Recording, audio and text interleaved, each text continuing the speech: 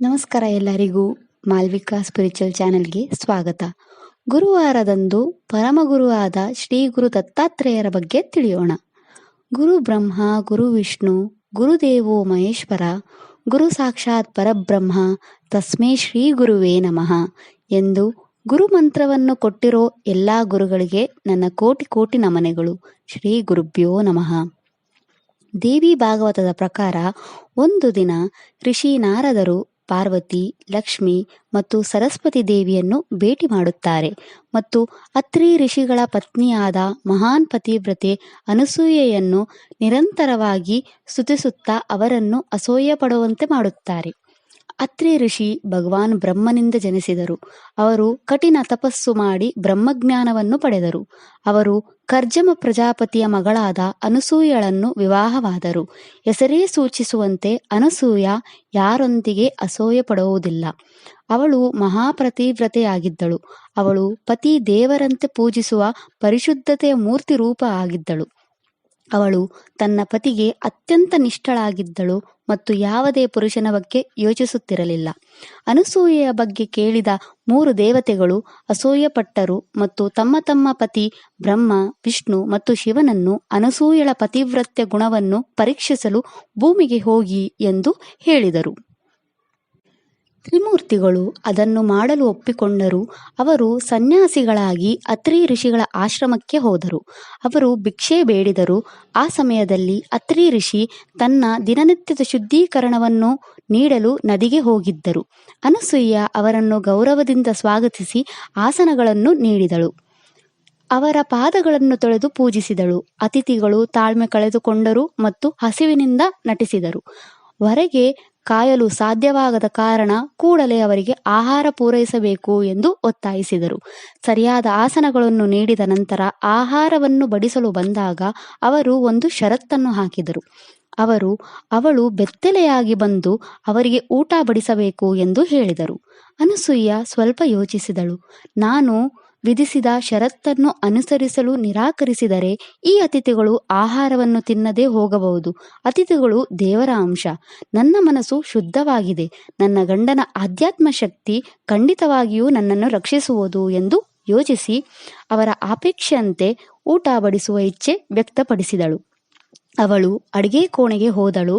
ಅವಳು ತನ್ನ ಪತಿಯ ಪವಿತ್ರ ಪಾದಗಳನ್ನು ಧ್ಯಾನಿಸಿ ಪ್ರಾರ್ಥಿಸಿದಳು. ನಂತರ ಅವಳು ತನ್ನ ಯೋಗದ ಶಕ್ತಿಯಿಂದ ಮಂತ್ರದ ಕಗ್ಗುಣಿತದೊಂದಿಗೆ ಸ್ವಲ್ಪ ನೀರನ್ನು ತನ್ನ ಕೈಯಲ್ಲಿ ತೆಗೆದುಕೊಂಡಳು. ಅದನ್ನು ಸನ್ಯಾಸಿಗಳ ಮೇಲೆ ಎರಚಿದಳು. ಎಲ್ಲಾ 3 ಸನ್ಯಾಸಿಗಳು ಸಣ್ಣ ಶಿಶುಗಳಾಗಿ ಬದಲಾದರು. ಅನಸೂಯ ಅವರನ್ನು ಮಡಿಲಲ್ಲಿ ತೆಗೆದುಕೊಂಡು ಹಾಲನ್ನು ಉಣಿಸಿದಳು. ಅವಳು ಸಂತೋಷದಿಂದ ತನ್ನ ಸ್ವಂತ ಮಕ್ಕಳಂತೆ ಅವರಿಗೆ ಎದೆ ಹಾಲು ಉಣಿಸಿದಳು. ಅನಸೂಯಳ ಪತಿ ಋಷಿ ಅತ್ರಿ ಮನೆಗೆ ಹಿಂದಿರುಗಿದಾಗ ಅವನ ಹೆಂಡತಿಯಿಂದ ಮುದ್ದಿಸುತ್ತಿದ್ದ 3 ಚಿಕ್ಕ ಶಿಶುಗಳನ್ನು ನೋಡಿ ಆಶ್ಚರ್ಯಚಕಿತನಾದನು. ಅವರು ತಮ್ಮ ಯೋಗ ಶಕ್ತಿಯಿಂದ 3 ಶಿಶುಗಳು ಬೇರೆ ಯಾರೂ ಅಲ್ಲ, ತ್ರಿದೇವರು ಎಂದು ಗುರುತಿಸಿದ್ದರು. ಅವರು ಸಂತೋಷ ಪಡುತ್ತಿದ್ದರು ಮತ್ತು ಅವರ ಆಶೀರ್ವಾದವನ್ನು ತೆಗೆದುಕೊಳ್ಳುತ್ತಿದ್ದರು. ತ್ರಿದೇವರು ಹಿಂದಿರುಗಿಸಲಿದ್ದಾಗ ತಮ್ಮ ಹೆಂಡತಿಯರಾದ ಸರಸ್ವತಿ, ಲಕ್ಷ್ಮಿ ಮತ್ತು ಪಾರ್ವತಿ ಅನಸೂಯಳ ಮುಂದೆ ಪ್ರತ್ಯಕ್ಷರಾದರು ಮತ್ತು ತ್ರಿಮೂರ್ತಿಯರನ್ನು ತಮ್ಮ ನಿಜವಾದ ರೂಪಕ್ಕೆ ಹಿಂತಿರುಗಿಸುವಂತೆ ಬೇಡಿಕೊಂಡರು.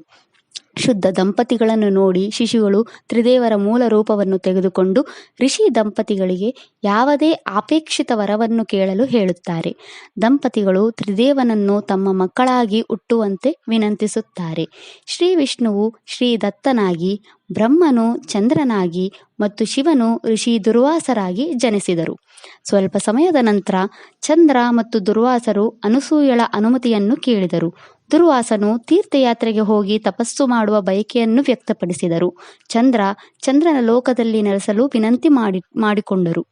ಅವರು ದೇವಿ ಅನಸೂಯೆಗೆ ನಮ್ಮ ನಿರ್ಗಮನದ ಬಗ್ಗೆ ದುಃಖಪಡಿಸಬೇಡಿ ಎಂದು ಹೇಳಿದರು. ಶ್ರೀದತ್ತ ವಿಷ್ಣುವಿನ ರೂಪ. ನಮ್ಮ 3 ದೈವಿಕ ಗುಣಗಳನ್ನು ತನ್ನಲ್ಲಿ ಸಂಯೋಜಿಸುತ್ತಿದ್ದಾನೆ ಎಂದು ಹೇಳಿದರು. ಅವರು ಯಾವಾಗಲೂ ನಿಮ್ಮೊಂದಿಗೆ ಇರುತ್ತಾರೆ ಎಂದು ಹೇಳಿದರು. ಶ್ರೀದತ್ತನು ಸ್ವತಃ ವಿಷ್ಣುವೇ ಆಗಿದ್ದಾನೆ. ವಿಷ್ಣುವು ಇಡೀ ವಿಶ್ವ ವ್ಯಾಪಿಸಿದ್ದಾನೆ. ಆದ್ದರಿಂದ ನೀವು ಅವನಿಂದ ಪ್ರತ್ಯೇಕತೆಯನ್ನು ಅನುಭವಿಸುವುದಿಲ್ಲ ಎಂದು ಹೇಳಿದರು. ಅವನು ನಿಮ್ಮ ಹೃದಯ ಪ್ರಕಾರ ಬದುಕುತ್ತಾನೆ, ಆದ್ದರಿಂದ ನಮ್ಮನ್ನು ಬಿಡಲು ಅನುಮತಿಸಿ ಎಂದು ಚಂದ್ರ ಮತ್ತು ದುರ್ವಾಸ ಋಷಿ ಅನಸೂಯಳನ್ನು ಕೇಳಿಕೊಳ್ಳುತ್ತಾರೆ.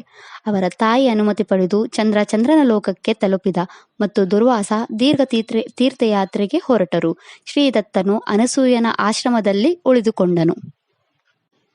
ದತ್ತ ಎಂಬ ಪದದ ಅರ್ಥ ಎಂದರೆ ಕೊಟ್ಟ.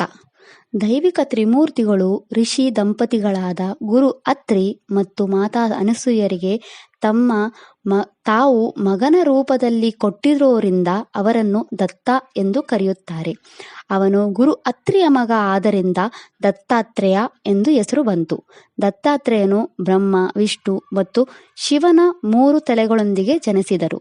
ಅವರ ತಾಯಿ ಅನಸೂಯ ಈ ರೂಪವನ್ನು ಸಮಾಜದಲ್ಲಿ ಬದುಕಲು ಅವನಿಗೆ ತುಂಬಾ ಕಷ್ಟಕರವಾಗುತ್ತದೆ ಎಂದು ಹೇಳಿದಳು ಮತ್ತು ಹೀಗೆ 3 ತಲೆಗಳು ಒಂದಾಗಿ ಸಂಕುಚಿತಗೊಂಡಿದವು. ಅನೇಕರು ದತ್ತಾತ್ರೇಯನನ್ನು ಮಹಾವಿಷ್ಣು ಅಥವಾ ಶಿವ ಎಂದು ಪೂಜಿಸುತ್ತಾರೆ. ಚಿಕ್ಕ ವಯಸ್ಸಿನಲ್ಲಿ ಅವರು ಜಗತ್ತನ್ನು ತ್ಯಜಿಸಿದರು ಮತ್ತು ಅಲೆದಾಡುವ ತಪಸ್ವಿ ಜೀವನವನ್ನು ನಡೆಸಲು ಬೇಗನೆ ತಮ್ಮ ಮನೆಯನ್ನು ತೊರೆದರು. ದತ್ತಾತ್ರೇಯರು ಸಂಪೂರ್ಣ ಜ್ಞಾನವನ್ನು ಹುಡುಕುತ್ತಾ ಅಲೆದಾಡಿದರು. ಭಗವಾನ್ ದತ್ತಾತ್ರೇಯನನ್ನು ಸಾಮಾನ್ಯವಾಗಿ 3 ತಲೆಗಳನ್ನು ಹೊಂದಿರುವ ಯುವ ತಪಸ್ವಿಯಾಗಿ ಚಿತ್ರಿಸಲಾಗಿದೆ. ದತ್ತಾತ್ರೇಯನು ಚಿಕ್ಕ ವಯಸ್ಸಿನಲ್ಲಿಯೇ ಮನೆ ತೊರೆದು ಸಂಪೂರ್ಣ ಜ್ಞಾನದ ಹುಡುಕಾಟದಲ್ಲಿ ಅಲೆದಾಡಿದನು. ಅವನು ತನ್ನ ಜೀವನದ ಬಹುಪಾಲು ಅಲೆದಾಟದಲ್ಲಿ ಕಳೆದಂತೆ ತೋರಿದರು. ದತ್ತಾತ್ರೇಯನು 4 ನಾಯಿಗಳು ಮತ್ತು 1 ಹಸುವಿನ ಜೊತೆ ತೋರಿಸಲಾಗಿದೆ. ಈ 4 ನಾಯಿಗಳು 4 ವೇದಗಳನ್ನು ಮತ್ತು 4 ದಿಕ್ಕುಗಳನ್ನು ಸಂಕೇತಿಸುತ್ತದೆ. ಹಸು ಭೂದೇವಿ ಅಥವಾ ಸಮೃದ್ಧಿಯನ್ನು ಪ್ರತಿನಿಧಿಸುತ್ತದೆ. ಅವರ ಬೋಧನೆಗಳು ತತ್ವಶಾಸ್ತ್ರ, ಪುರಾಣಗಳು, ಉಪನಿಷತ್ತುಗಳು ಮತ್ತು ವಿವಿಧ ಪಾಠಗಳಲ್ಲಿ ಉಲ್ಲೇಖಿಸಲಾಗಿದೆ. ಅವರ ಗಮನವು ಪ್ರಾಥಮಿಕವಾಗಿ ಯೋಗ, ಭಕ್ತಿ ಮತ್ತು ಜ್ಞಾನೋದಯದ ಮಾರ್ಗವಾಗಿದೆ. ದತ್ತಾತ್ರೇಯರು ಗುರುಗಳಿಲ್ಲದೆ ಕಲಿತವರು. ಇನ್ನು ಪ್ರಕೃತಿಯನ್ನು ಗಮನಿಸುವುದರ ಮೂಲಕ ಸ್ವಯಂ ಜ್ಞಾನವನ್ನು ಕಲಿತರು. ಅವರ ಸನ್ಯಾಸಿ ಅಲೆದಾಡುವ ಸಮಯದಲ್ಲಿ ನೈಸರ್ಗಿಕ ಅವಲೋಕನೆಗಳನ್ನು ಪರಿಗಣಿಸುತ್ತಾ 24 ಗುರುಗಳನ್ನು ಪಡೆದವರು. ದತ್ತಾತ್ರೇಯನ 24 ಗುರುಗಳು ಪ್ರಕೃತಿಯಿಂದ ಬಂದವರು. ಅವರೇ ಪಂಚಭೂತಗಳು, ಸೂರ್ಯ, ಚಂದ್ರ, ಪ್ರಾಣಿಗಳು, ಪಕ್ಷಿಗಳು, ಹಾವುಗಳು, ಕೀಟಗಳು. ಪ್ರಕೃತಿಯಿಂದ ಅವರು ಸಂಪೂರ್ಣ ಜ್ಞಾನವನ್ನು ಪಡೆದವರು. ಪ್ರತಿಯೊಂದು ಯುಗಕ್ಕೂ ತನ್ನದೇ ಆದ ಯುಗ ಆಚಾರ್ಯ ಇರುತ್ತಾರೆ.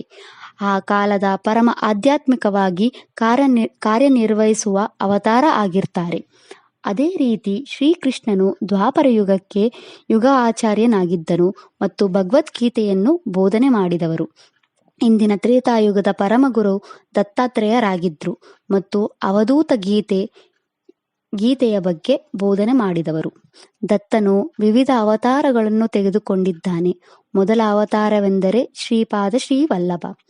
ತ್ರೇತಾಯುಗದಲ್ಲಿ ದತ್ತಾತ್ರೇಯರು ಹೇಳಿರೋ ಪ್ರಕಾರ ಅವರನ್ನು ಅರ್ಥ ಮಾಡಿಕೊಳ್ಳಲು ಅಥವಾ ಅವರ ಪೂರ್ಣ ರೂಪ ಗುರುತಿಸಲು 33 ತಲೆಮಾರುಗಳನ್ನು ತೆಗೆದುಕೊಳ್ಳಬೇಕಾಗಿತ್ತು.